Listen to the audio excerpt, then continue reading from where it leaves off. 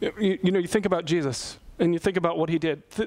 Consider this. So here we are, 2,000 years after Jesus lived, and we are still talking about Jesus. I devote my life as his. He can have my life. And this is Jesus, born in an obscure village, Bethlehem. I mean, in the world today, it still means nothing. 2,000 years ago, it really meant nothing. It meant nothing. Child of a peasant woman, grew up in another village where he worked as a carpenter in his shop until he was 30. Then, for 3 years, he was a wandering preacher. 3 years. Never wrote a book, never held an office, never had a family, never owned a home, didn't go to college, never visited a big city. He never traveled 200 miles from the place where he was born. He had no credentials. He was only 33 when the tide of public opinion turned against him. His friends ran away. One of them denied him. He was then turned over to his enemies, went through the mockery of a trial. He was nailed to a cross between two thieves, and while he was dying, his executioners gambled for his garments, the only property that he owned on earth. And when he was dead, he was laid in a borrowed grave because of the pity of a friend. 20 centuries have come and gone since that time. Today, he is the central figure of the human race. All the armies that have ever marched, all the navies ever sailed, all the parliaments that have ever sat, all the kings that have ever reigned, put together, not one of them have affected the life of man on this earth as much as that one solitary person. This is who we're talking about, Jesus. Jesus literally changed the world that we live in substantial ways. But the reality is, because we don't understand history, we don't understand what things were like, we don't really realize, and we take for granted just what he has done. Now, we believe that. If you come here and you're just visiting or just exploring your faith here, we really believe that he is someone who has changed the world. And it makes sense because we don't just believe that Jesus was a really nice guy or a good teacher. We believe that he was God the Son who left his throne in heaven and came into this world 2,000 years ago to give his life for all of humanity. And he didn't just die, he took his life back, rose again from the dead. And if you actually are God in this world, shouldn't you change the world? Shouldn't the world change? Absolutely. And the reality is the world has changed in substantial ways that we just don't know. And that's what this series is all about. I've said at the beginning, and I've said it every week, my goal is to help you understand what he's done, appreciate what he's done, and imitate what he's done. Because when we do things like Jesus did, the world changes too. And you're going to really see that today. You're going to really see that today in a way that will surprise many of you. So far in this series, we've talked about how he changed the way that human dignity and compassion developed in this world. The world before Jesus came was harsh and brutal, and life was cheap. And even today, anywhere around the globe where Jesus is not the dominant force, life is still cheap. In North Korea, your life means nothing. In a secular atheist country, your life means nothing. They can take it like that, and life just doesn't matter. We talked then about humility last week, which was a lot of fun to talk about how the worldview of Jesus' day was, make a big deal about yourself. And Jesus came along and made no big deal about himself. And he changed the way that what we value in our world. And now today, we're going to talk about his impact on the fields of, originally, sorry about this, education and science. But as I did all my final prep, it's just actually down to one. It's just down to education. Sorry, I just couldn't do both and do them both justice. Now, some of you look at a slide like that and you're like, are you kidding me? Jesus has no impact on education in this world. See, that's exactly the problem right there. Because we do not know our history, we have no idea just exactly how much he changed things. How much he changed this world that we live in. So many things that you and I have done, we have a personal experience. They did not exist 2,000 years ago, and we don't even understand how different the world is today because of Jesus. And so that's what we're going to be talking about. So please open up your program. Take all the notes you'll find inside. Grab a pen. There are going to be some things, actually very few things to write down today. Sorry about that. But you can make your own notes. But go ahead and grab those. And welcome to those of you watching on YouTube or on our website, pennielchurch.life. I'm glad you've tuned in today. In the comment section or the description section, you should see these notes. You want to open them up and go along with me today. Let's talk about this. And it's the only thing we're going to talk about. I really want you to understand today how Jesus has impacted the world of education, because this is going to be surprising, like I said, for many of you. I learned so much in prepping this message.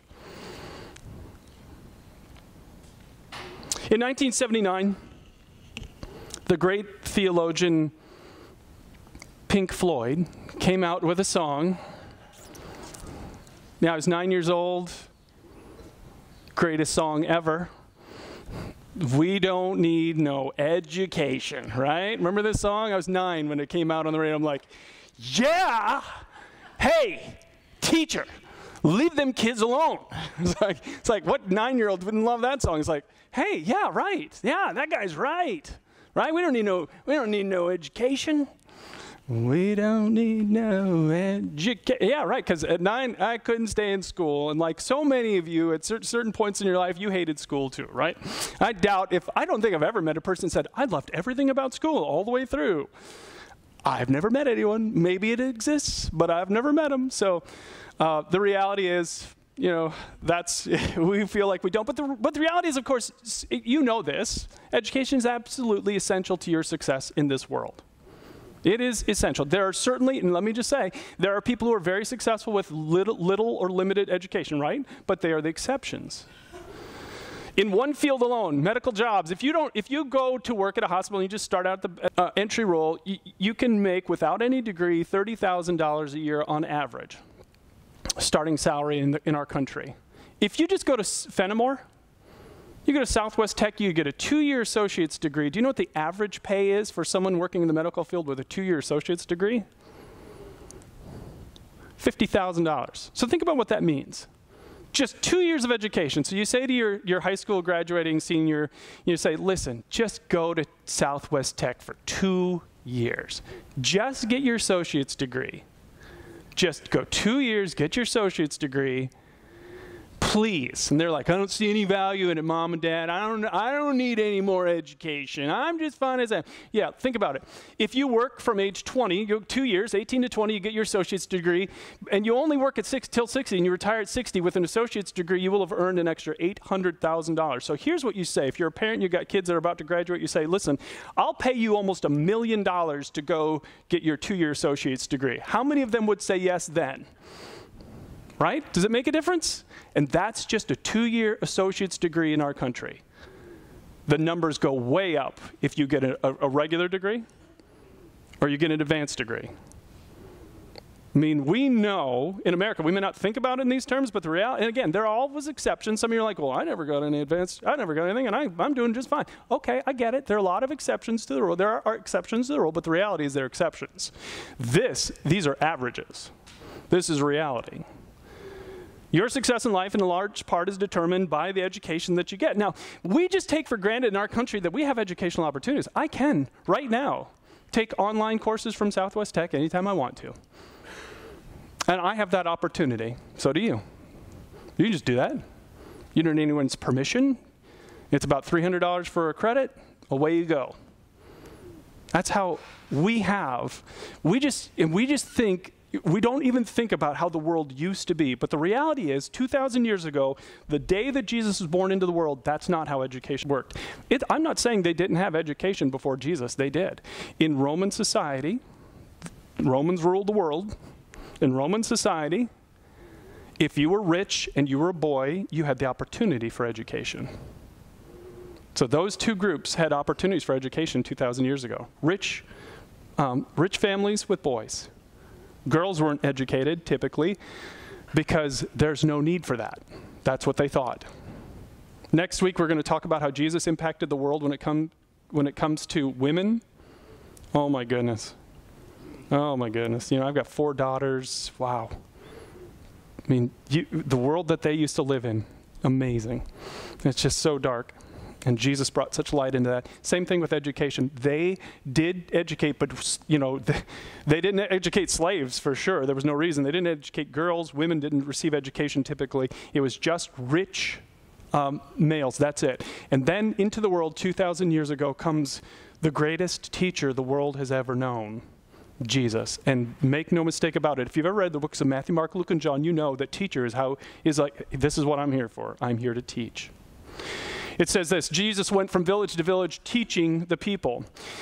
And when Jesus had finished saying these things, the crowds were amazed at his teaching. One of the reasons why they were amazed is because in those days, 2,000 years ago, when the rabbis, the religious leaders would teach, rabbi means teacher, they would appeal to the authority of someone else. Well, Gamaliel wrote this book and said this, or this scroll and said this. They would appeal to other teachers, and Jesus didn't do anything. He's like, I'm telling you.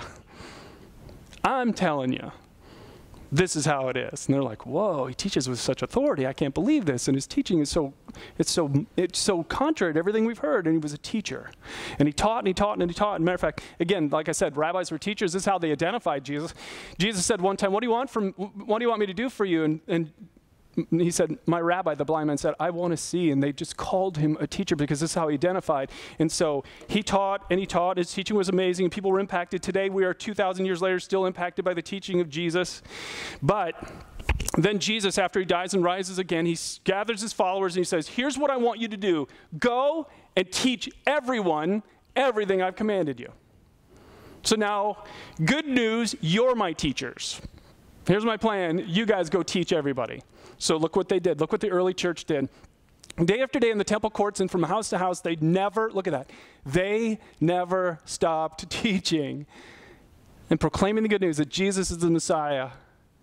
They couldn't be stopped. It didn't matter what they were going to tell. They were going to do what Jesus said. They were going to teach everybody. Now, again, that's what they did. So that's a long jump from saying that what they did after Jesus said that changed the world. How does this change the world? Well, I'm so glad you asked. Here's what Christians began to do. In AD 150, this man named Justin Martyr, who was a follower of Jesus, began to start schools in the towns of Ephesus and Rome. And the difference was, in the first time in the recorded history of the world, they began to teach women and girls and slaves. Did you know that? The very first recorded recording of women, girls, and slaves being taught in the history of our world was a Christian. And again, that ties into what we talked about a couple of weeks ago, because every human being in the eyes of a Christian, a follower of Jesus, has dignity and worth. Jesus said, teach everybody. You're in everybody. We're teaching you. And it was crazy to that world. It's like, you're teaching women. I don't even understand why you're doing that. You're teaching slaves. I don't even understand why you're doing that. Because, again, in the New Testament, it says, now that you're in Jesus, there's no such thing as slave or do you know it says? There's no such thing as slave or free. There's no such thing as male or female. None. Those artificial distinctions are obliterated because in Christ we're one, so no more. And so Christians began to do it. They began to just teach everybody.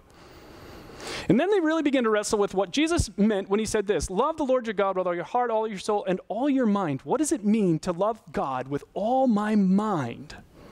What does that mean? How do I love him with my mind? Well, that's obviously got some kind of learning component, right? Some kind of teaching component. So they really began to wrestle with what that meant. And eventually, one of the ways that it lived out was what happened after Roman civilization fell. We're not under Roman rule today. Eventually, the Romans were conquered. The Goths, the Visigoths, the barbarians overwhelmed the empire, and down they went. Now, the interesting thing about that is, in those days, they didn't have books. All of their knowledge was recorded on these ancient scrolls. Now, just take a look at them. They're fragile, easily destroyed. They wear out. They don't last. So how is it that you and I have the writing? We can read the writings of Aristotle or Socrates or Caesar. How did these ancient things because the barbarians didn't care when they conquered Rome. They didn't care about this stuff. They burned things. How in the world do we even have any ancient documents today that we can study? Well, thankfully, there were Christians at that time in the 4th century who were saying, how can we love God with all of our mind? And so what these Christians began to do is they began to go into monasteries, and some of them monks went into monasteries, and they began to get their hands on every single one of these that they could find anywhere, and then they began to copy them and preserve them. As a matter of fact, you want to read more about this fascinating piece of history, you can pick up a book called How the Irish Saved Civilization. So in the book, he talks about these Irish monks who saved civilization because they were so careful to capture and record and preserve knowledge.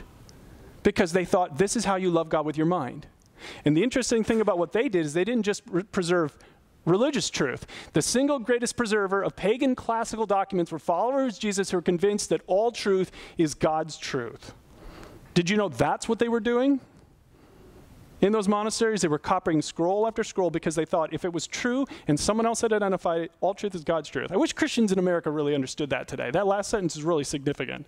So many times people are like, well, you just quoted a psychologist. How can you quote that? You just only quote the Bible. It's like, that's how they talk, just like that. So it's like, no, listen, all truth is God's truth. I don't care who discovers it. That's why I'm never concerned about what they discover in the world of science. Go ahead. It doesn't rattle me at all in my faith, because if you discover it and it's true, great. It just fits in my worldview that God's truth, all truth is God's truth. All truth is God's truth. You go ahead and discover whatever you want to discover in any field you're in, because it doesn't rattle me, because that's the view I hold too. So I don't care who discovers it. Now, the interesting thing about this, and the reason I'm telling you this, is because all of these things stack together. So you're like, who cares what monks in the 4th century started doing? Who cares? How does that impact us today? Well, because you can imagine as they began to gather and collect all of this knowledge in these monasteries, I mean, they became the central place for knowledge and learning in Europe. So if you wanted to learn, you went to them. Matter of fact, one of the ancient monastery leaders named Father Benedict, he gathered so much that his monastery was generally considered the founder of libraries. But that's not why I'm telling you that. Out of these monks and these monasteries came universities. Did you know that? Universities in Europe. The very first university in Europe came out of a monastery. This is the first one. It was in Paris in 12th century. Right out of that came the university in Oxford and the university in Cambridge. Now, those are still around. Oxford and Cambridge, you've heard of those. Do you know what Oxford's slogan was when they opened up? A Bible verse. Psalm 27:1, the Lord is my light. And universities came out of it. And then, because loving God with all of your mind was so important to them, the church began to build schools to educate young people. They began to build schools, not just universities for adults, but schools. Now, this is where it really gets interesting, because there's a huge change that takes place. There was a prominent educator, this is his name in the book he wrote, Samuel Blumenfeld, Is Public Education Really Necessary? And he did research on the origins of education, public education. So how did we get to the point where we got schools and things like this today? And he traced it back to this group, the Reformers. So again, I apologize. I am a total geek when it comes to history. I know this. I absolutely love it. I love researching this stuff, studying this stuff. So if you don't know your history, this is really, really important. The Reformers, as Christianity spread across Europe, the dominant force became Catholicism. And if you know anything about Catholicism in the 11th, 12th, 13th century, it became really corrupt. The Pope began to do things that were so awful. One of the things that really turned the tide was something called indulgences. You know what an indulgence is? An indulgence was a way for the Catholic Church to raise gobs and gobs of money. They would send out people with a big box, and they would say, and they had this little, I used to know the little phrase, it was a little catchy phrase, but it basically was when you dropped a coin in the box and it hit the bottom, a soul would spring free from purgatory. So you could buy people into heaven. That is one of the most disgusting, horrific things in the history of, ugh. And so reformers began to read the Bible. And as they read the Bible, they're like, wait a second, you can't pay cash and get people into heaven? And they were so disgusted by the abuses that they tried to reform the church. That's the reformer idea. So, how does that have to do with anything about the roots of public education? Because these reformers understood the only way to stop the abuses of the Catholic Church, because again, the Catholic Church, one of the major differences between Catholicism and Protestantism is who has final authority. If you've been a Catholic, you know who has final authority. The Pope. The Pope can declare anything, and it trumps even what the Bible says. But for reformers and Protestants, the Bible has final authority. So if what people are saying disagrees with what the Bible says, we set aside people and we go with this. So they knew the only way for their reformation to take place and to really catch root and to take hold was for them to make everyone in the society literate so they could read the Bible in their own language and decide for themselves. And the Protestant Reformation became a transformational force in Europe for education because they wanted everyone to read. So you didn't have to decide that what this one person told you to do for everything in your life was true. You could say, well, let me look and see what the Bible has to say. And that became a tremendous, matter of fact, you've heard of Martin Luther? Martin Luther, the Protestant reformer, was so passionate about this and universal literacy for everybody in his society that he said he was going to write a book about parents who neglect the education of their children. Listen to what he said, okay? Martin Luther was a little bit rough around the edges. Some of you really would have liked him. Here's what he said. I shall really go after the shameful, despicable, damnable parents who are not parents at all, but despicable hogs and venomous beasts devouring their own young. Okay, so why don't you tell us how you really feel? I mean, my goodness. It's like, that's how important education was to the reformers. Like, we have got to teach every single person how to read in our society.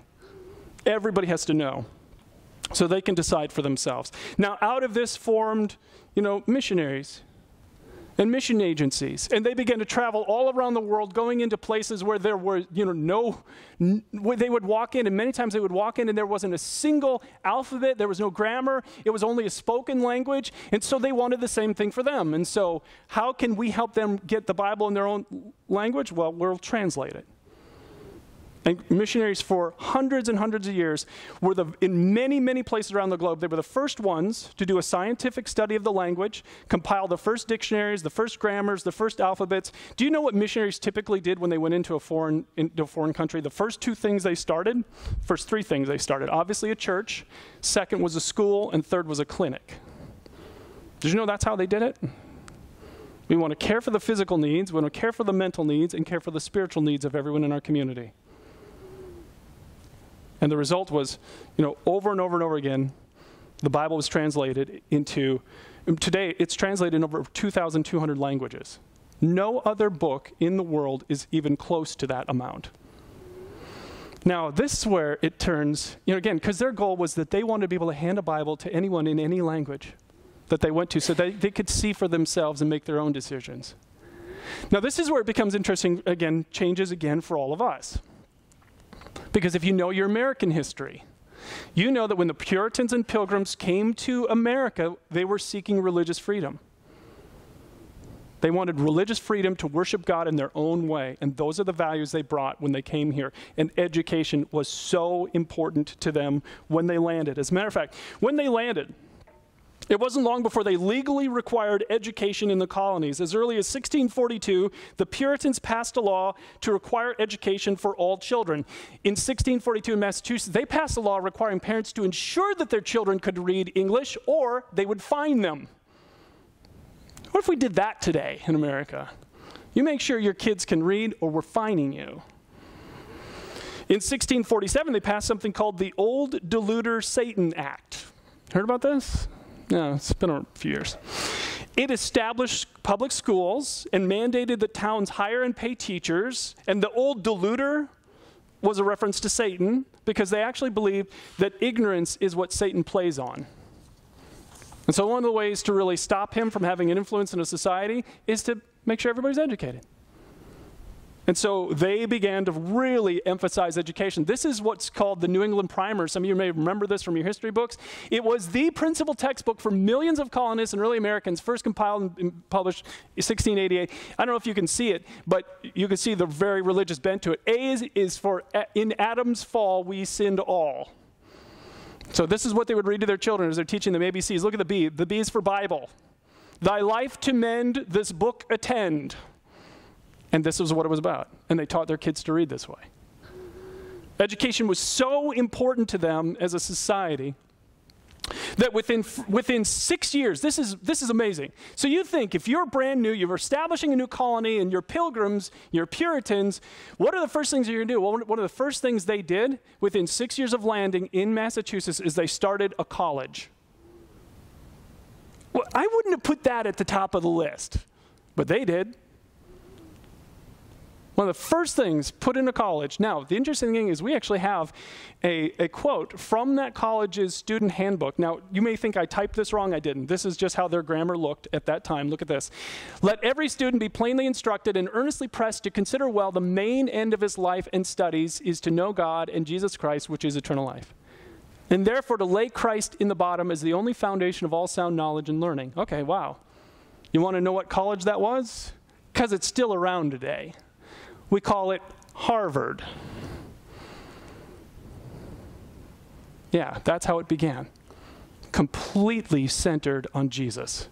As a matter of fact, every single college in the colonies prior to the Revolutionary War, except for one, was established and started by some branch of the church because education was that important to them.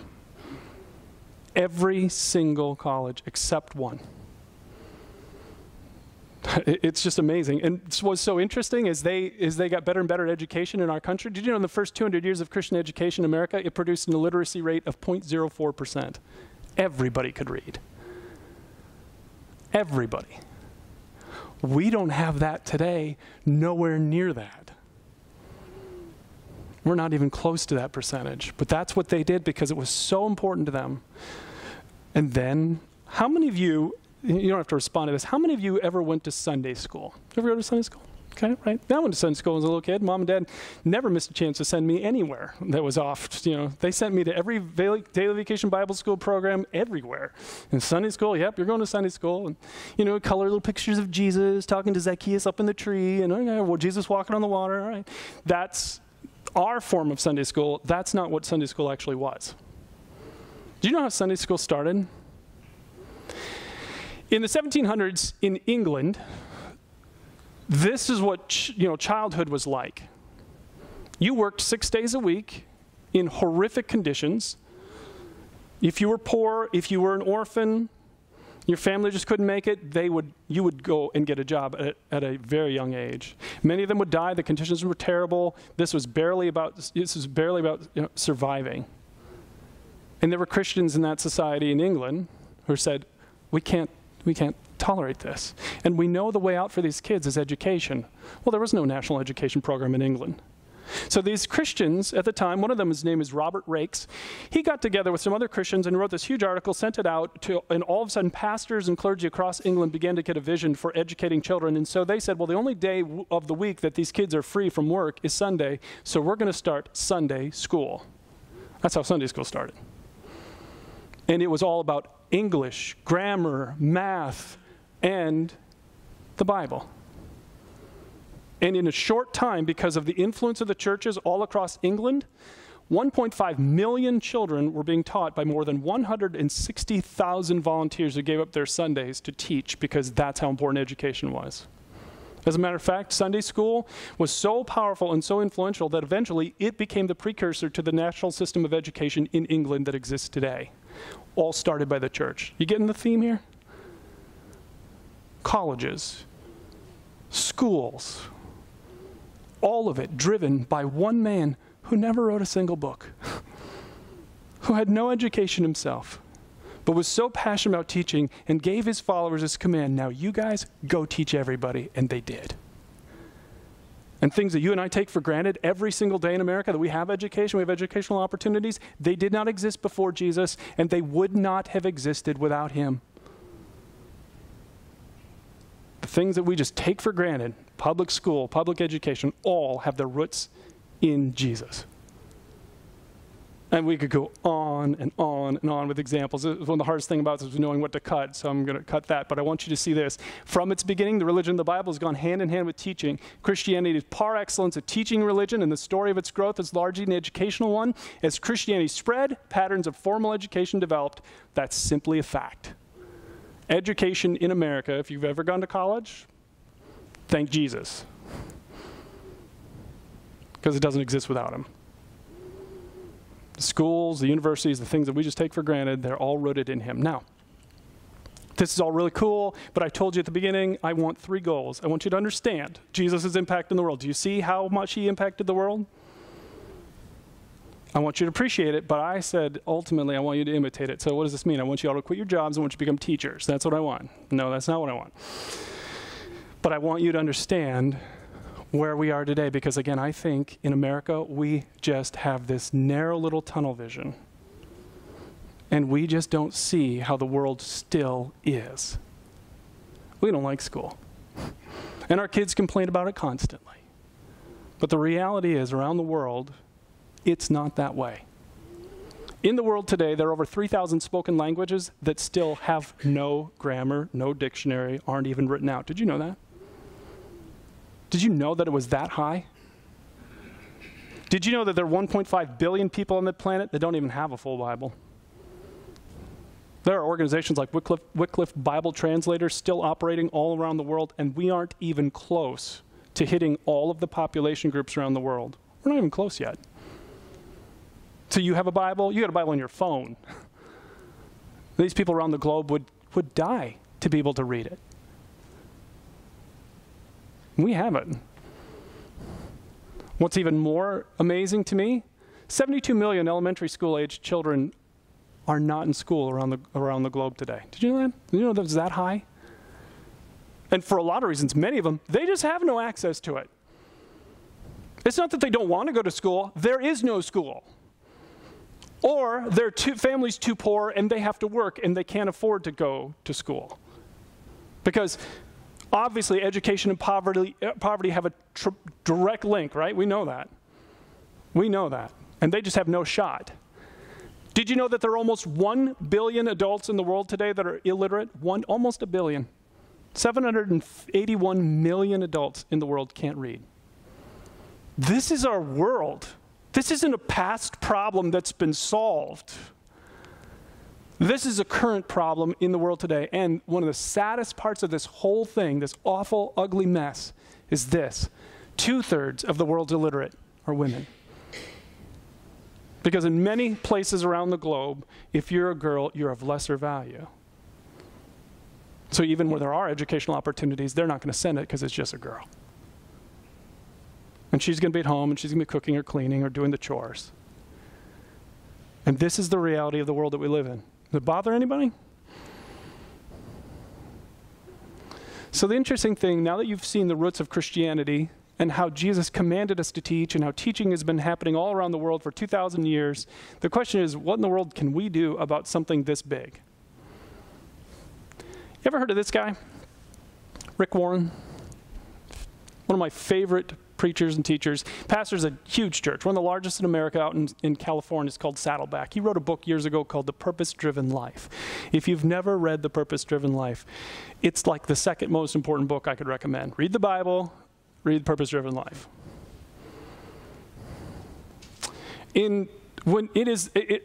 From last I saw, it is the next to the Bible. Bible is hands down the best-selling book of all time. My understanding is it is the #2 best-selling book of all time. I haven't looked at that in a while. I don't know if that's changed. But that's how popular this book was. Now, if you sell the #2 best-selling book of all time, you make a lot of money. And all of a sudden, this pastor in California became fabulously wealthy. Now, if I were to tell you, hey, good news, you've won the $1 billion lottery, what are you going to do with it? Chances are you'd come up with a long list of things you're going to buy, or buy for yourself, or buy for others, right? Things you're going to do. Hey, I'm buying an island, I'm buying a private island, I'm going on this private island with my yacht. You can find me if you can. So that's what we would do. Rick Warren didn't do that. First thing he did, some of you know, is he paid back every dollar he'd ever been paid by the church, calculated how much he'd earned in 40 years of being the pastor there, and wrote him a check and paid it all back.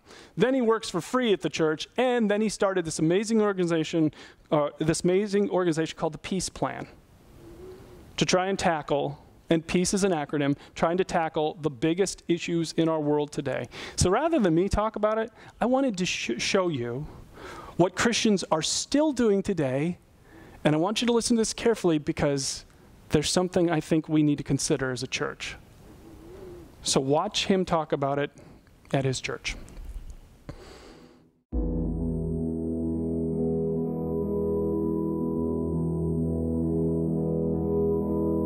What are the global giants in the world?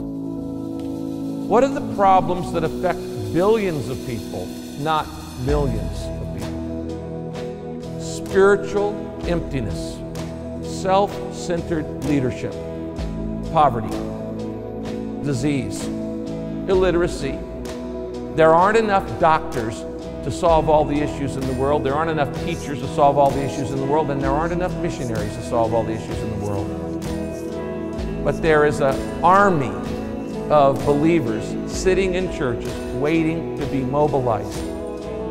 What are the antidotes to these 5 global giants? Plant churches, equip leaders, assist the poor, care for the sick, and educate the next generation. Peace is a grassroots, church-to-church strategy. Your church hooks up with another church overseas, and that church overseas hooks up with another church in another country. Every church is a sending and receiving church. It's a lay movement designed to mobilize average church members to do normal tasks that can make a difference in the world. Ordinary people, empowered by God, making a difference together wherever they are. The greatest need in the 21st century is to release the pent-up, latent power of the average believer in churches local around the world. If we can figure out a way to turn an audience into an army, to turn consumers into contributors, to turn spectators into participators, it will change the world. It's time to stop debating and start doing. It's time for the church to be known for love, not for legalism, for what we're for, not for what we're against. It's time for the church to be the church.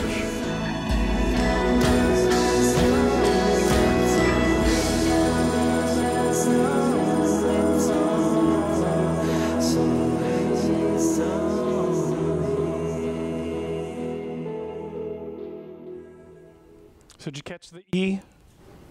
Educate the next generation. If you go to the website for the Peace Plan, they send missions trips all around the globe. You can go and teach those kids English and help teach them math and help teach them the basics.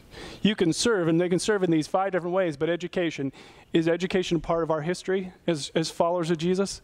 Absolutely. The world is different because Christians before us did this.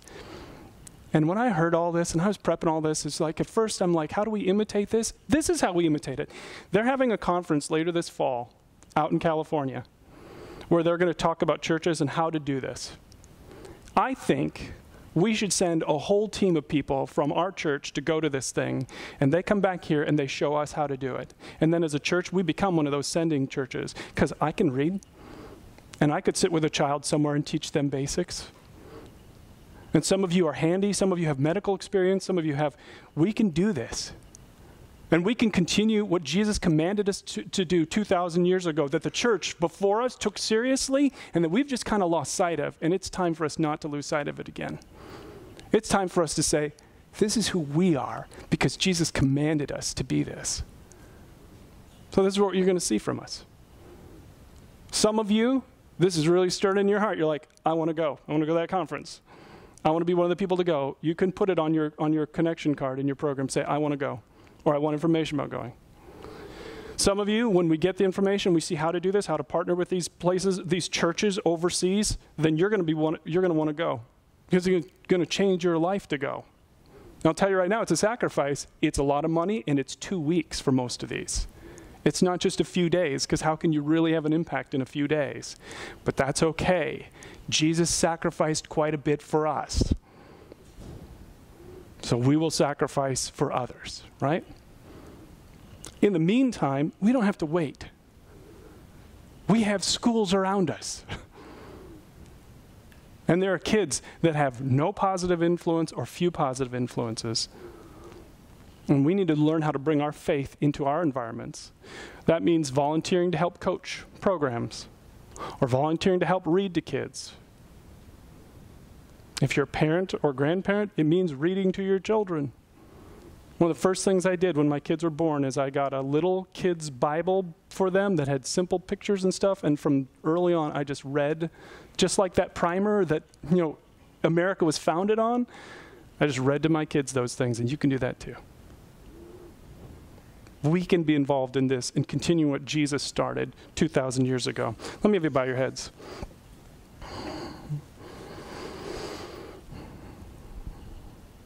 There's so many ways to do this, so many ways to get involved, but I really want you to think about this seriously. And while your head is bowed, for those of you who say you follow Jesus, I want you to say to God, God, is there anything you want me to do with this area? And don't fear it. He doesn't want something from you. He has something for you. Don't be afraid to ask him for his will. And say, God, what do you want from me in this area? He commanded us to go to teach, and we have a responsibility still to this day. There's a huge need. How can we be involved? And you can say, God, how do you want me to be involved in teaching here at this church?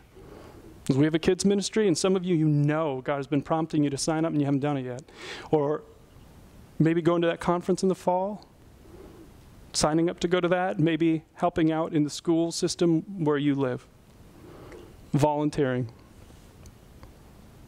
We imitate the greatest teacher the world's ever seen. For those of you just exploring your faith, maybe you're watching online today and you're just exploring Christianity, and you're like, wow, I didn't know any of this. Well, it's not commonly taught, but he changed the world. But more importantly, he will change your life individually. The reason he came was to die on a cross for all of us so that we could be forgiven and have a new life with him. And at any point you decide you want to turn to him and cry out to him, he will hear your prayer and he will begin his work inside of you. He will come and make his home inside of you. He will become your friend. You can have friendship with God. And if you want that, with your head bowed, say something like this. Say, Jesus, I'm turning to you today. I know that I want more. I want a relationship with you. I've heard that you died for me, so please forgive me. Come make your home inside of me. I'm putting my trust in you today, in Jesus' name. Amen. So now I'm asking you all again, just take your card out of your program, because there could be several different things today based on this message, okay? And I'm asking all of you to do this. So take a moment, put your name down. If you prayed and asked for his forgiveness, check that box. Some of you, though, you need to put on the comments section that you're going to sign up to help with the kids ministry, because educating children is what God has commanded us to do, and we're going to keep doing that here in the church. Some of you want prayer about getting involved in your community schools, and you can say, put it down as a prayer request. Pray for me. I want to get more involved. Some of you want to sign up for that conference this fall. It's 3 days. It's the first part of October. We'll have more information in your program. And you're like, I want more info about that conference. Some of you, once we have this and we learn how to do this as a church, you're going to be in the first team that goes. And you're going to be helping educate people, continuing the legacy of Jesus. So take a moment and fill this out, and then drop it in one of those 2 offering boxes back by the doors where you came in. Thanks so much for coming. Hope to see you again next week.